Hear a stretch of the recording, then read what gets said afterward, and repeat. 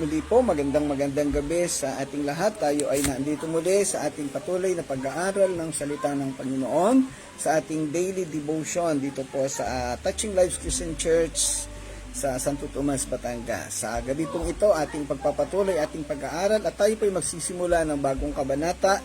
Ito po ang chapter 26. Ayan, tatapos natin kagabi ang chapter 25 na tumukoy sa celebration na nangyayari doon sa Mount Zion. So ito pong celebration na po ay magtutuloy-tuloy at ito po ay tatalakayin din natin dito sa kabanatang 26. At ito nga po ang sitwasyon kung saan natapos na ang pamamayagpag ng mga masasamang tao o ng mga taong lumalaban sa Panginoong Diyos. So bago po tayo magpatuloy sa ating pag-aaral, tayo po ay sumandaling manalangin. Samahan po ninyo ako.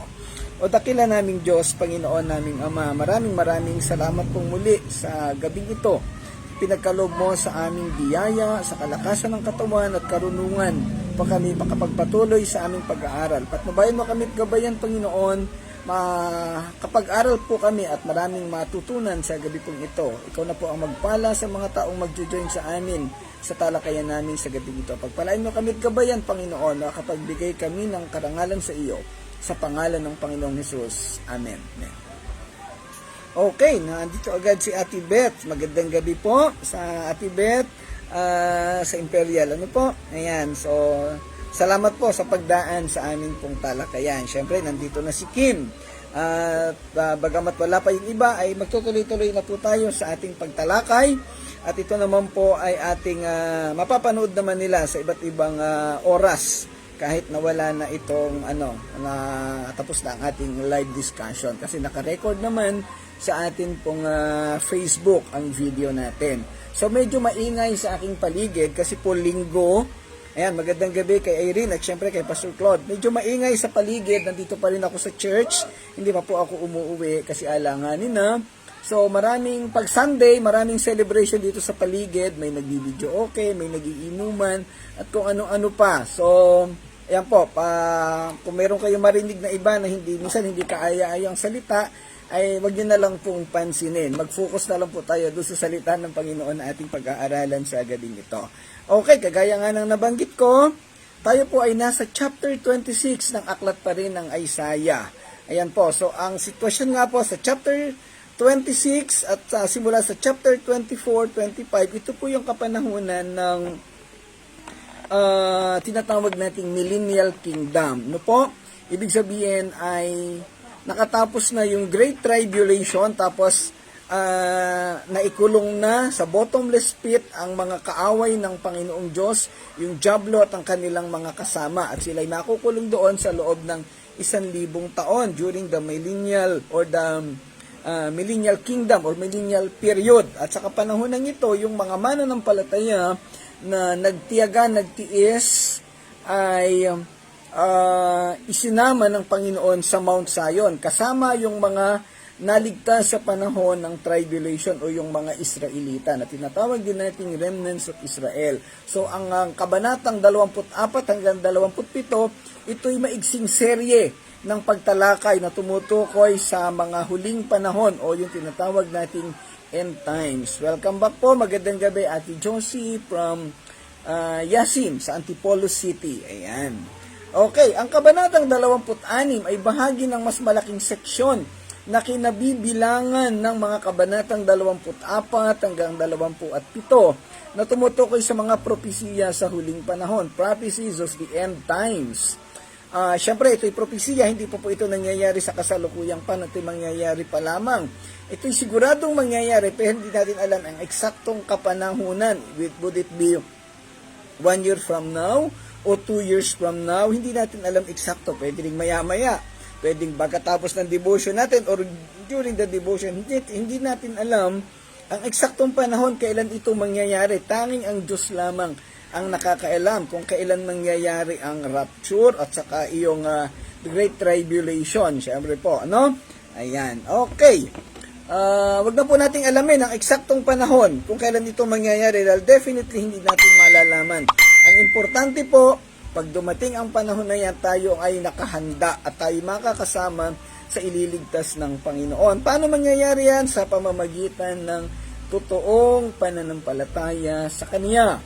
Okay, ang bahagi ng aklat na ito ay sumusunod sa mga paglalarawan ng paghatol ng Panginoon sa lupa at ang simula ng Kanyang kaharian sa pamamagitan ng awitin o pag-aawitan ng mga Israelita doon sa Juda o kaya doon sa Mount Zion sa panahon ng pagtatagumpay ng Panginoon laban sa mga taong hindi sumampalataya sa Kanya.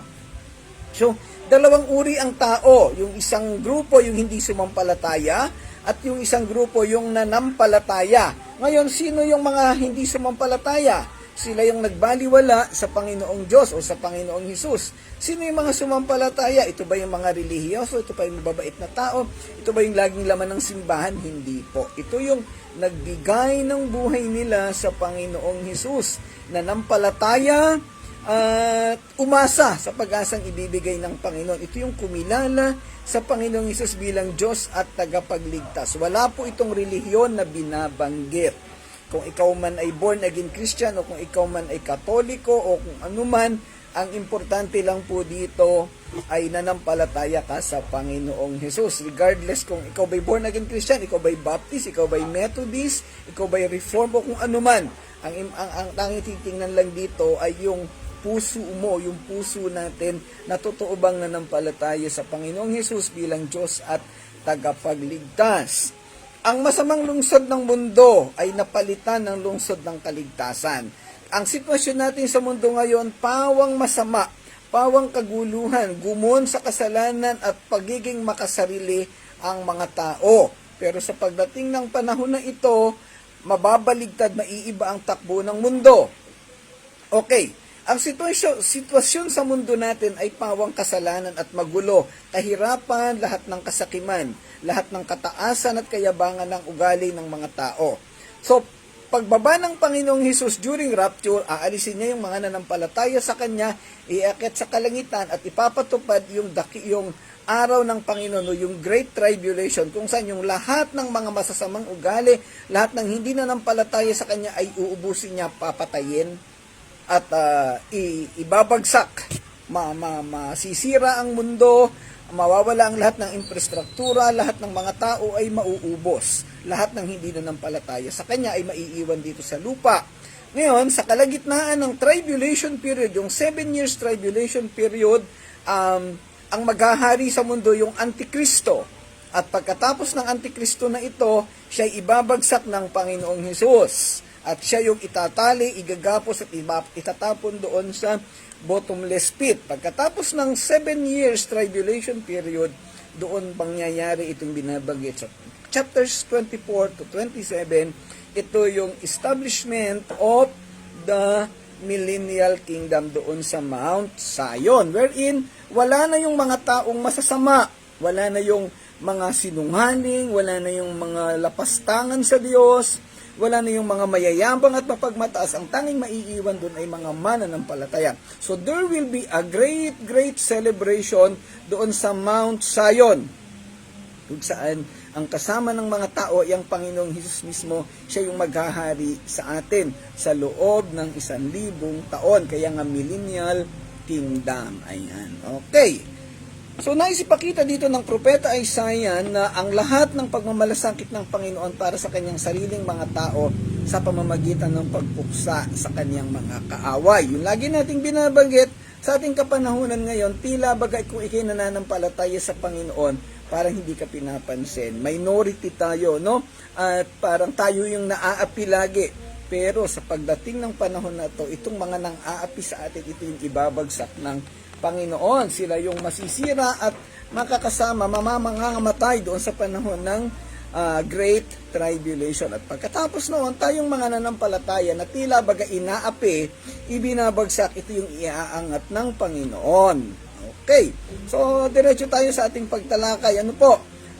Sa gabi pong ito, siguro talakay natin 1 hanggang 2 talata lamang dahil sa ating pagsisimula. Ano po? Okay, doon sa talatang 1, ang sinasabi sa talatang 1, yan. Sa araw na iyo'y ganito ang aawitin sa Juda.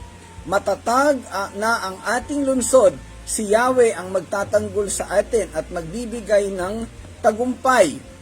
In that day, this song will be sung in the land of Judah.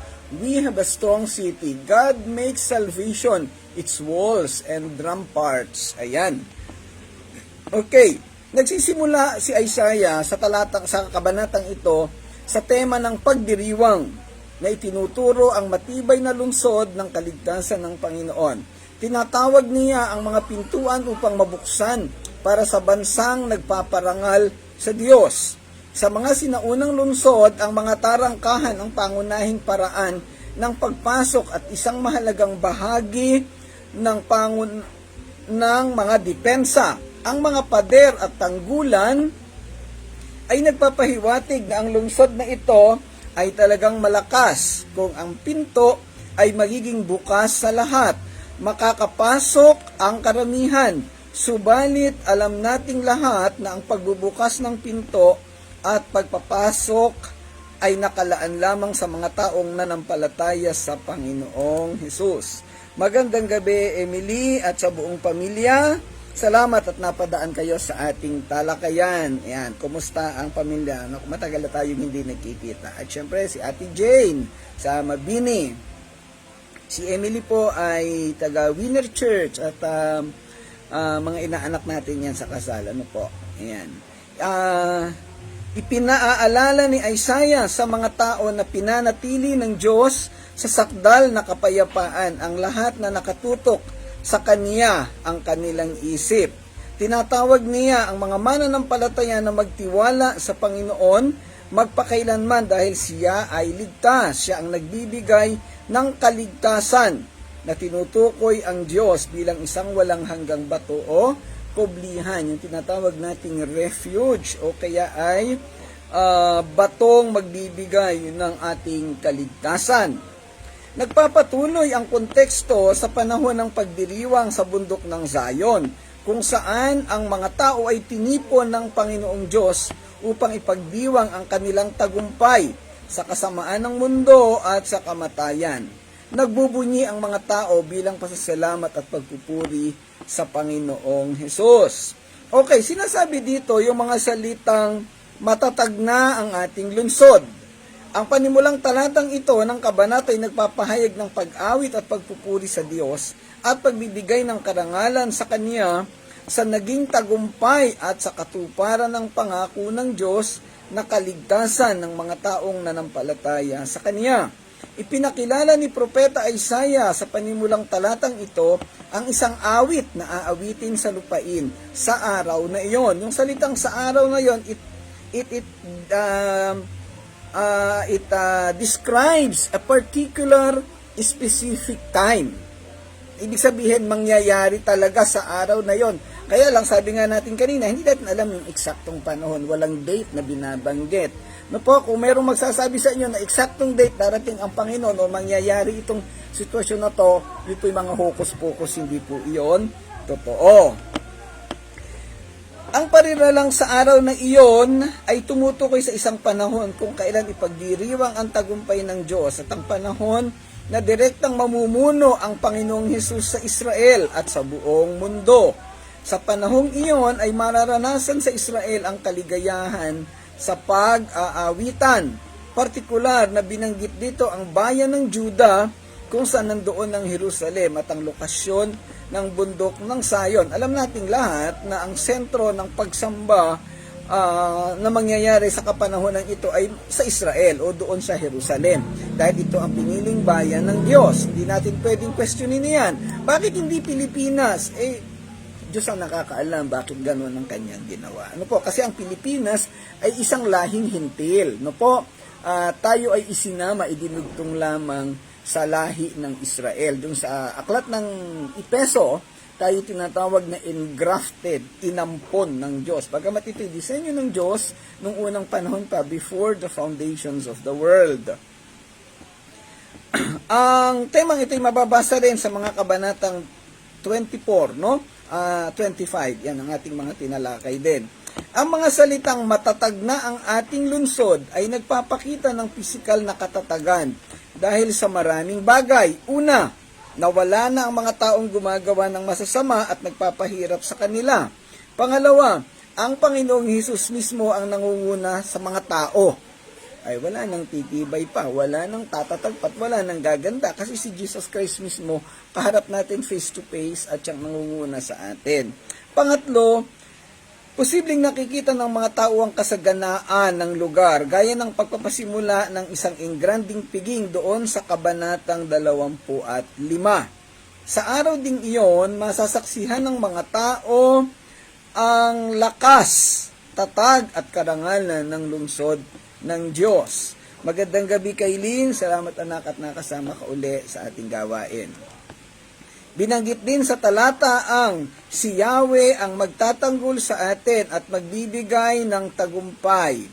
Nagdagdag ito ng pagtitiwala sa mga tao sa katatagan ng kanilang bayan o lungsod. Posibleng ang mga taong nandito ay may malalim na kaalaman sa kasaysayan ng Jerusalem sa panahon ng Lumang Tipan kung saan ang bundok ng Zion ay tumayo bilang isang simbolo ng tagumpay, kalakasan at kapangyarihan ng presensya ng Diyos. Dahil itong ang mga naligtas dito, ito yung remnants ng Israel. So definitely, alam nila yung kasaysayan ng Israel. At tayo namang mga mananampalataya na kasama dito sa gathering na ito, malinaw sa atin at iti pinag-aaralan natin. Alam niyo mga kapatid, ang totoong mananampalataya ay nag-aaral sa Biblia. Hindi ito nagbabasa lang ng kung ano-ano at nakikinig sa kanilang pastor. Nag-aaral ng sarili. Kaya nga po ang ginagawa nating talakayan na to ay isa-isa nating pinag-aaralan ng bawat talata buhat sa Genesis hanggang saan, hanggang sa dulo ng Biblia. Genesis to Revelation, kung saan man tayo aabutin. So ito po nga ay 2 taon na natin ginagawa, tuloy-tuloy. Simula Genesis chapter 1 verse 1, tayo ngayon ay nasa Isaiah chapter 26. At kung luluubin ng Panginoon, bago mag-rapture ay matapos natin ang buong Biblia. Ayan. So bakit natin ginagawa ito?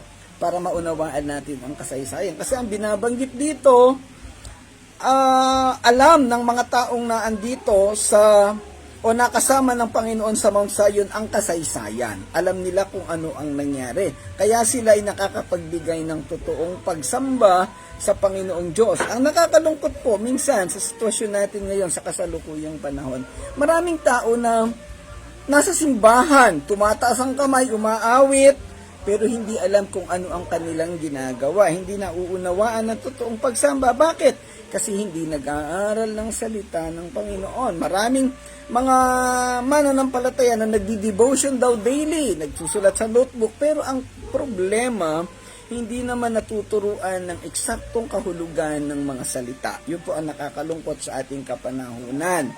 Kaya po dito sa Touching Lives, iniba natin ang sistema.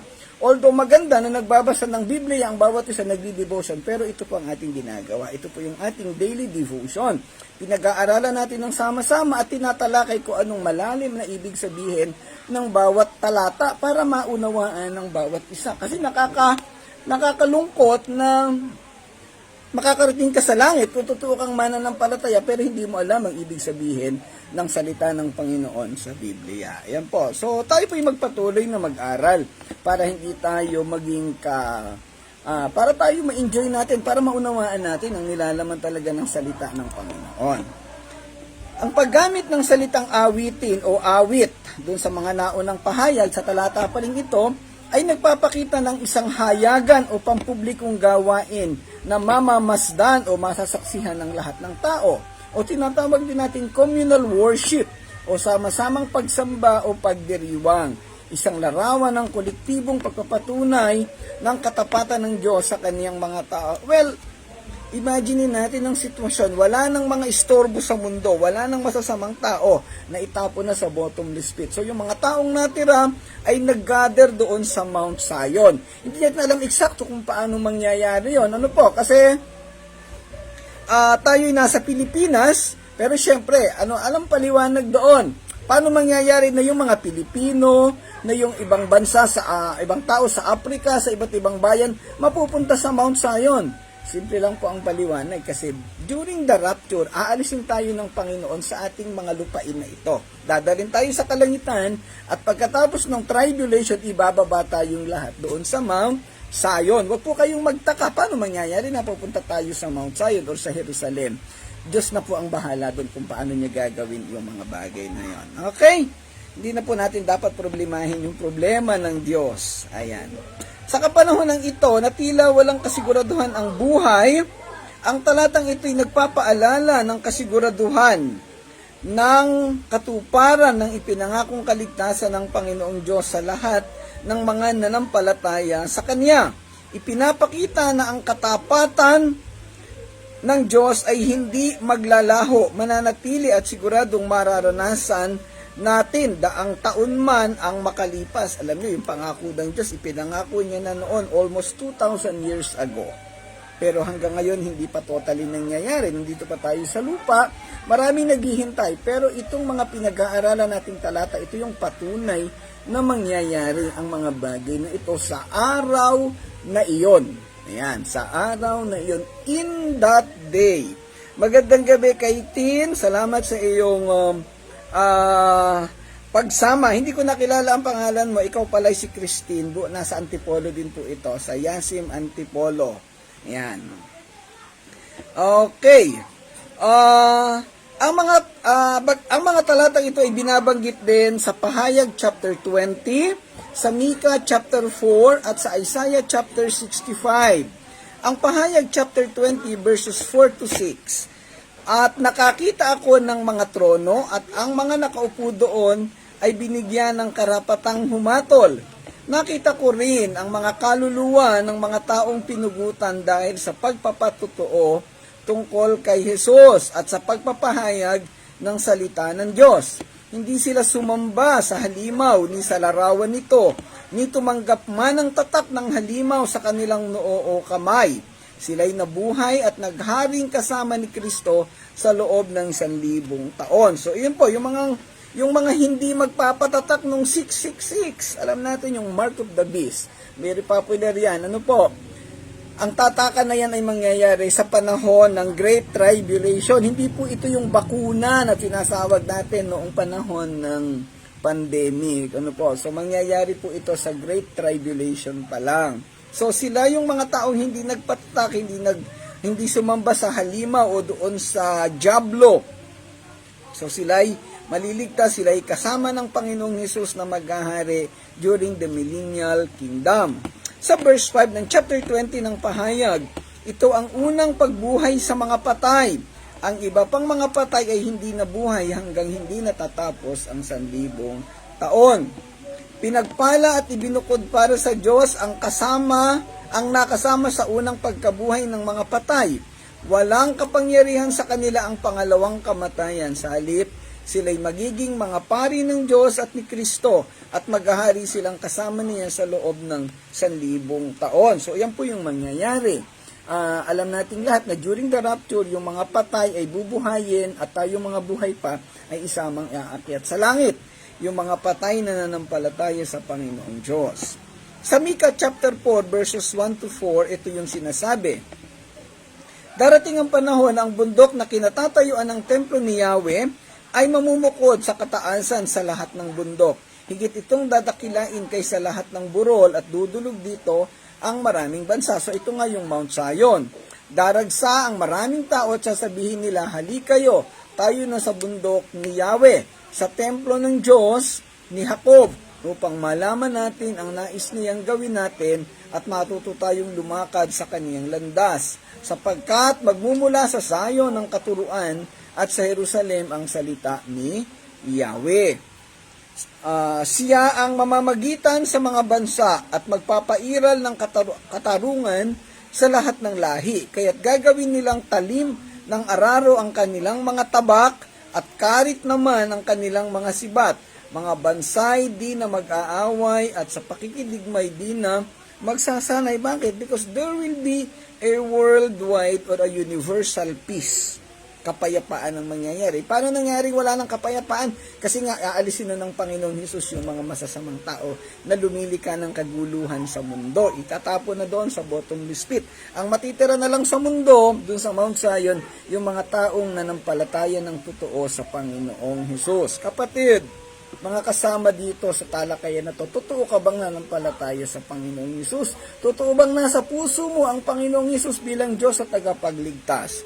Kung hindi ka pa sigurado, kung meron ka pang duda't agam-agam, ito na yung panahon para siguraduhin mo. Para pag dumating ang panahon ng rapture, ay makakasama kang iaakit ng Diyos sa langit. At pagkatapos ng tribulation, kasama ka ding bababa doon sa Mount Zion. Nakikita-kita tayo doon sa Mount Zion. Okay, doon natin itutuloy ang ating daily devotion. Ayan, joke lang po yan. At syempre, wala na, iba na yung aspeto natin sa kapanahunan na iyon. And finally, sa Isaiah chapter 65, verse 20, ang mga sanggol ay hindi na mamamatay. Lahat ng titira roon ay mabubuhay ng matagal. Ituturing pa rin na isang kabataan ng taong 100 taon na. At ang hindi umabot sa gulang na ito, ituturing na isinumpa. Ibig sabihin, hahaba yung buhay ng mga tao. Kasi wala na ngang kamatayan. There will be no death. Yung sting of death, yung kamandag ng kamatayan, ay wala na. So tayo mananatiling buhay forever. Buhay na walang hanggan. Eternity na po ito. Kaya iyon ang maganda. Okay. So ang sarap na pag-aralan, ang sarap na ma-imagine na mararanasan natin ang mga ganyang pagpapala ng Diyos pagdating ng panahon. Okay, punta tayo sa verse 2. Buksan ang pintuan at hayaang pumasok ang matuwid na bansa na laging tapat. Open the gates that the righteous nation may enter, the nation that keeps faith. Sabi natin kanina, yung pinapabuksang pinto, ito yung pintuan ng Mount Zion o yung kaharian na kung saan ang Panginoong Diyos ang maghahari. Sino ang makakapasok dito? Siyempre, yung totoong mananampalataya. Well, pagdating ng panahon na to, ang tao lang na matitira sa mundo, mga mananampalataya. Kaya importante yung tanungin natin ang ating mga sarili. Totoo ka bang nanampalataya? Totoo bang si Jesus ay nasa puso ko? Kung wala pa, ay ito na yung pagkakataon. Baka gaya tayo ng Laodicean Church sa Revelation chapter 3 na nagwo-worship, sumisimba, nasa loob ng simbahan, umaawit, pero si Kristo ay kumakatok sa ating puso kasi wala sa loob. So, kapatid, kaibigan, i-check natin. Let us re-evaluate our faith. Ayan. Ang lungsod ng Diyos, kasama ang buong lakas at kaligtasan nito, ay para lamang sa mga matuwid at sa mga nag-iingat ng katotohanan. Ano yung katotohanan na to? Ito yung kaligtasan. Sa parehong prinsipyo, ang bagong Jerusalem ay isang lungsod na puno ng kaluwalhatian na hindi kasama ang mga hindi matuwid. Okay, may binabanggit sa Bible na Mount Zion, the Millennial Kingdom, at may binabanggit na bagong Jerusalem. Magkaiba po ito, wag po tayong malilito. Ano po? So doon muna tayo sa Millennial Kingdom. Okay, magkatulad ang mga lungsod dahil pareho silang mula sa Panginoon, ngunit darating sila o mangyayari sa magkaibang panahon ayon sa panahon ng Diyos. Nandun ito sa mga huling bahagi ng aklat ng pahayag. Ang talatang ito ay nagpapahayag ng isang pintuan na pinapabuksan upang makapasok ang mga tao. Sino ang mga taong ito na maaaring pumasok sa banal at ligtas na lungsod na ito ng Diyos? Anumang bansa o mga individual na tao na nananampalataya sa Panginoong Hesus ay maaaring pumasok. Sa simula pa lamang ng Israel, malinaw na ang Panginoon na nais niyang magtiwala sa Kanya ng lubusan ang Kanyang mga tao. Kaya nga po yung definition natin ng pananampalataya ay paniniwala at pagtitiwala. So meron ka ba ng ganitong paniniwala at pagtitiwala? Ibig sabihin, kasama ka sa mga taong ito. Si Abraham ay itinuring ng Panginoon na makatwiran dahil sa kanyang pananampalataya, hindi dahil sa kanyang mabubuting gawa. At ito ipinaliwanag ni Apostol Pablo sa Roma chapter 4, na pinaliwanag niyang naligtas o inaring matuwid si Abraham dahil sa kanyang pananampalataya. Sa konteksto ng talatang ito, ang propeta ay nag-iisip ng isang hinaharap na panahon kapag ang matuwid na bansa, yaong mga magtataguyod ng katotohanan at katwiran ay papasok sa pintuang daan ng Jerusalem. Ang imaheng ito ay simbolo ng panahon ng pagpapanumbalik at pagpapanibago para sa mga tao ng Israel. Yan, medyo pagpasensyahan po ninyo yung ingay dito sa aking paligid. Ano po? Ang mga pintuang daan ay kumakatawan sa daan patungo sa lungsod. At sa pagtawag sa kanila ng nabuksan, ang propeta ay nagpapahayag ng mensahe ng pag-asa at pagpapalaya para sa mga tao. Ang tema ng katuwiran at katotohanan ay sentro sa talatang ito. Ang bansang matuwid ay tumutukoy sa mga namumuhay ayon sa batas at utos ng Diyos. So ito yung mga mananampalataya. Sila ay mga taong naghahanap ng katarungan, nagpapakita ng habag sa mga dukha at inaapi, at pinararangalan ng Diyos sa lahat ng kanilang mga aksyon. Ang presensya ng katuwiran at katotohanan ay nakikita bilang mahalaga para makapasok sa lungsod ng Diyos na nagpapahiwatig ng kahalagahan ng moral at etikal na pamumuhay sa mata ng Diyos. Okay, magandang gabi, Marie Nisperos, na pasama salamat sa pagdalaw sa ating gawain. No po, si Marie ay kasama natin noon, mga kaibigan, kasama doon sa Singapore. Okay. Ang isa pang mahalagang tema sa talatang ito ay ang ideya ng banal na proteksyon at pabor. Ang matuwid na bansa ay pinangakuan ng pagpasok sa lungsod na sumasagisag sa isang lugar ng kaligtasan at katiwasayan. Ang imaheng ito ay sumasalamin sa paniniwala na babantayan at puprotektahan ng Diyos ang mga tapat sa Kanya, yung mga totoong nanampalataya. Pinapahiwatig din dito ang ideya na ang presensya at proteksyon ng Diyos ay mahalaga para sa kapakanan ng Kaniyang mga tao. Ang pangako ng Diyos na kaligtasan ay mangyayari. Bagamat parang sa panahon natin ngayon parang hindi pa mangyayari kasi pero nasa end times tayo, kaya lang parang wala pang mga parang naiinip na ang maraming tao. Kaya mga kapatid, tinuturuan tayo ng mga talatang ito na huwag tayong mainip kasi siguradong mangyayari ang bagay na ito. Ang simbolikong paggamit ng tarangkahan sa talatang ito ay makabuluhan. Ang tarangkahan muli ay kadalasang ginagamit sa Biblia upang kumatawan sa daan, otoridad at kapangyarihan. Sa pamamagitan ng pagtawag na buksan ng mga pintuang daan, ang propeta ay nagpapahayag ng pagnanais na ang matuwid na bansa ay mabigyan ng daan at otoridad sa lungsod o kaya yung presensya niya pakakasama doon sa kaharian ng Diyos na itatatag. Sa pagtatapos ng talatang ito ay nagsasalita sa mga tema ng katwiran, katotohanan, proteksyon ng Diyos at pag-asa ng pagpapanumbalik. Ito ay isang mensahe ng paghihikayat at pag-asa para sa mga tao ng Israel na nagpapaalala sa kanila ng kahalagahan ng pamumuhay ayon sa kalooban ng Diyos. Siyempre, mga Israelita ang sentrong tinatalakay dito, pero kasama tayo dito dahil tayong mga mananampalataya. Kaya nabanggit ko kanina, sa aklat ng Epeso, ay tayo ay idinugtong. At doon sa Roma chapter 9, 10, and 11, tayo idinugtong bilang mga hintil. Pansamantalang inalis ang kaligtasan ng mga Israel, pero tayo ay isinama. Kaya nga maraming hintil na naligtas at ito yung naging ministeryo ni Apostol Pablo nung kapanahon ng siya ay naglilingkod pa sa Panginoon o nabubuhay pa dito sa lupa. Ang mga talatang ating tinalakay ay may malalim na kahulugan na tumutukoy sa mga huling panahon or eschatological reflection.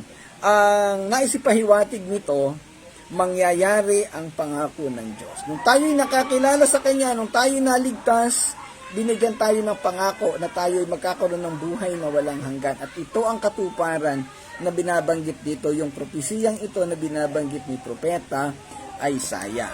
Okay, so hanggang doon muna ang ating talakayan. Bukas ng gabi, itutuloy natin simula talatang 3 at 4. Ayan, kaya subaybayan po ninyo, napakaganda ng talakayan na ating ginagawa. Ito'y end times, at sigurado ako na ito'y excited ang bawat isa kasi ito'y nagpapakita ng katuparan ng pangako ng Diyos. Tayong mga mananampalataya, hindi natin alam eksakto kung kailan babalik ang Panginoon, kung kailan ang rapture. Tayo naiinip kasi tayo nahihirapan dito sa mundo. Pero mga kapatid, may layunin ng Panginoon, bakit hindi pa ito nangyayari? So tayong mga totoong mananampalataya, magtiyaga, maghintay, maging pasensyoso sa tamang panahon na kung saan dadalhin ng Panginoon ang katuparan ng kanyang mga pangako sa ating sa ating buhay pagdating ng tamang panahon. Okay, humabol si Pastor Angkahan, buhat sa Cainta, Rizal. Salamat po, Pastor, sa inyong pagsama, bagamat medyo nasa huling bahagi na po tayo. Ayan. Okay, maraming salamat mga kapatid sa inyong pagsama sa ating gawain, sa ating araw-araw na pag-aaral.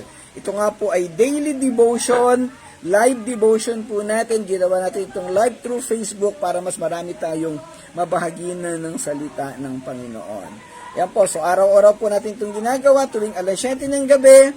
Sumama po kayo lagi at makinig at mag-imbita pa ng mga makakasama. Kung kayo na may hindi makahabol, ang video po ay nakasave lang sa Facebook. Makikita po natin ito, nakapublic po ito at pwede pong makita ng bawat isa. Kung hindi nyo naman makita dahil posibleng natabunan na, ay mag-message lang po dito sa komento na kailangan ko yung video ng ganitong araw, yung talakayan sa ganitong araw. At kami po ay pipilitin naming matugunan ang inyong mga kahilingan. Ang layunin po ng pag-aaral na to para extend ang pag-aaral ng salita ng Panginoon para sa lahat ng mga mananampalataya at hindi pa mananampalataya. Kaya po ito po ay libre, ito po ay biyayang lahat ng Panginoon. Buhat po sa Touching Lives dito sa Santo Tomas, Batangas. Maraming salamat po. Tayo po'y magwakas sa panalangin. Ama naming Diyos na dakila sa lahat, salamat po sa iyong pagsama at paggabay sa amin sa gabing ito.